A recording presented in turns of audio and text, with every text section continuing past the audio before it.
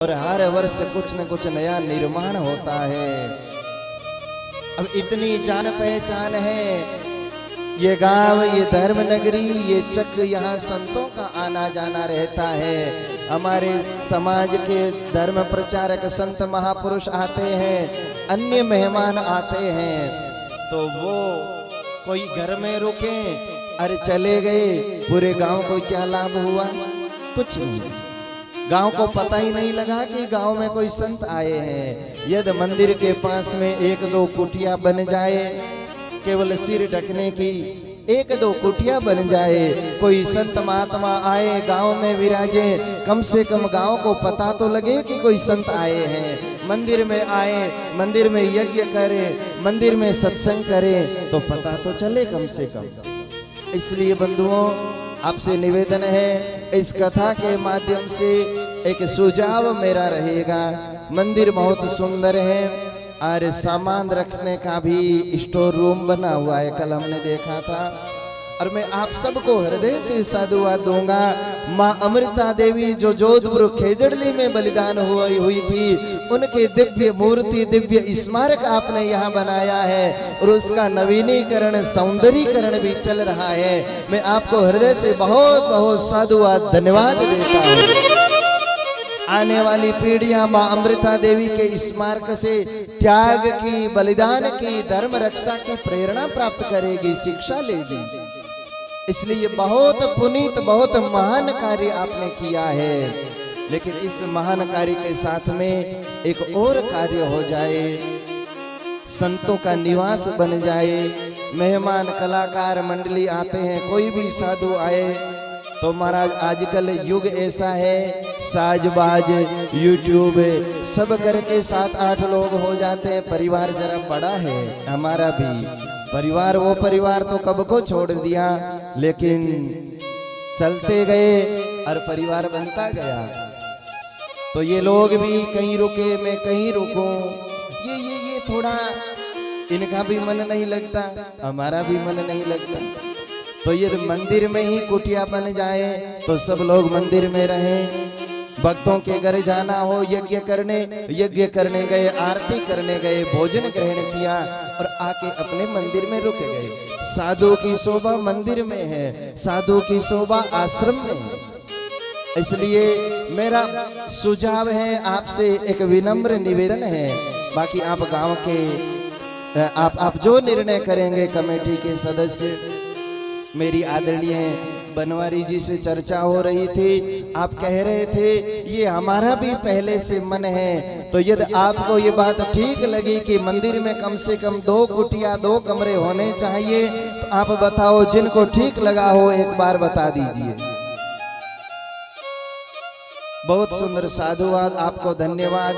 बंधुओं, इस कथा में मैं चाहूंगा, मुझे भक्त बता रहे थे महाराज जी, इस बार फसल भी बहुत अच्छी हुई है, बढ़िया फसल भगवान ने दी है। इसलिए आपसे निवेदन करूं, हर वर्ष जितना सहयोग करते हैं उससे, और इस बार आपने सहयोग करने का सोचा है, उससे मैं साधु के नाते व्यासपीठ से अपील करूंगा, जो आपने सोच कर रखा उससे 2 गुना कर दीजिए उस दान राशि को। भगवान के कृपा से कमरे बन जाएंगे।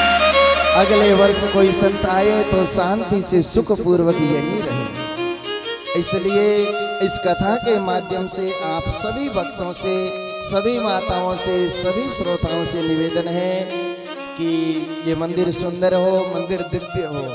देखो, हम लोग, मेरा स्वभाव रहा है, मेरे पीछे की कथाओं को आप देखना यूट्यूब पर, जहाँ भी जाता हूँ मुझे लगता है यहाँ क्या निर्माण होना चाहिए, उसकी बात में व्यासपीठ से रख देता हूँ। और आज तक भगवान के कृपा से पीछे की कथाओं में ये सब साक्षी हैं। हमने जो जो भगवान के चरणों में प्रार्थना की, वो सब प्रार्थनाएं भगवान ने भक्तों के सहयोग से पूर्ण की है। इसलिए केवल हम इतने तक सीमित नहीं कि 3 घंटे कथा सुना के गए, अपने को कोई मतलब नहीं। जो खर्चा करना कमेटी करे, जो व्यवस्था करना कमेटी करे, नहीं। मैं यहाँ आकर बहुत प्रसन्न हूँ, मुझे आप पर गर्व है। 20-25 घर मिलकर इतना महान कार्य कर रहे हो, तब हमारा भी कर्तव्य बनता है, हम केवल कथा ही नहीं, हम भी धरातल पर कुछ काम करें, कुछ कार्य करें, कुछ समाज सेवा करें, क्योंकि हम आप सब भगवान के समाज के सेवक हैं। ईश्वर एक है, परमात्मा वो हम सब के गुरु हैं। बड़े तो वो हैं, हम आप तो सब सामान्य हैं, भगवान के सेवक हैं। केवल व्यवस्था का फर्क है, हम साधु हैं, आप गृहस्थ हैं, इतनी सी बात है। आप भी उन्हीं भगवान के शिष्य हैं, हम भी उन्हीं परमात्मा के संदेश आप सब तक पहुंचा रहे हैं, हम भी उनकी सेवा कर रहे हैं। आप धन से सेवा कर रहे हो, हम अपनी टूटी फूटी वाणी से भगवान की सेवा कर रहे हैं। इसलिए बंधुओं, आप सबसे निवेदन है, बढ़ चढ़कर सहयोग करें, ताकि आपके सहयोग से मंदिर में बढ़िया कमरे बन जाएं। अरे ठीक आधुनिक जो आज के जमाने में चाहिए, ऐसी स्नान ध्यान की व्यवस्था यहीं हो जाए, तो और कहीं जाना ना पड़े, अरे कोई कुछ करना ना पड़े। और कभी हमारी इच्छा हो गई, चलो भाई 25 MOD 26 MOD चलो, तो कभी किसी श्रावण महीने में महीना भर यज्ञ करेंगे मंदिर में, तो भी यहाँ चातुर्मास कर लेंगे। लेकिन रहने की जगह होगी तब आने का मन करेगा, नहीं तो हमें भी संकोच होगा, कहाँ जाएं, किसके घर रहे।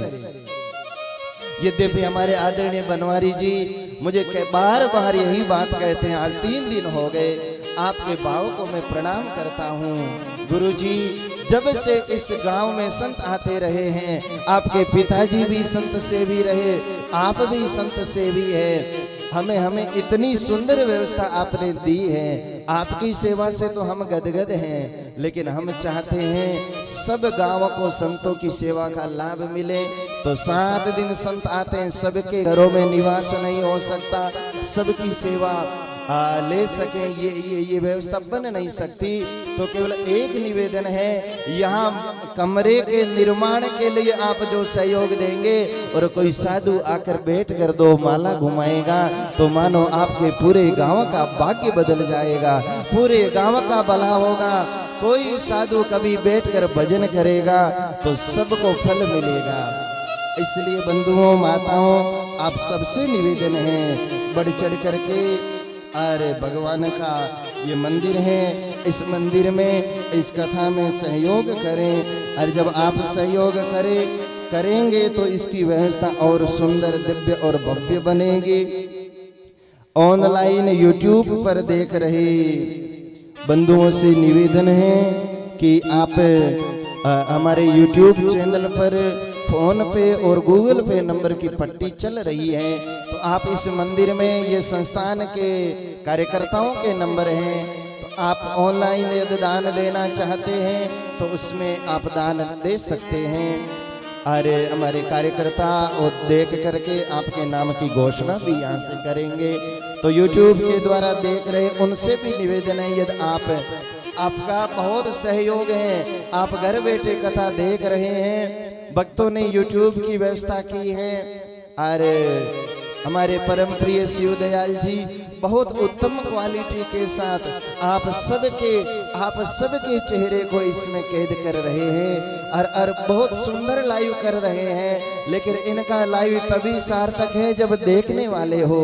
तो हमारे बहुत से भक्त लाइव कथा सुनते हैं, बहुत से भक्तों का बाद में फोन आता, महाराज दिन में समय नहीं रहता, हम सायं काल को फ्री होके कथा सुन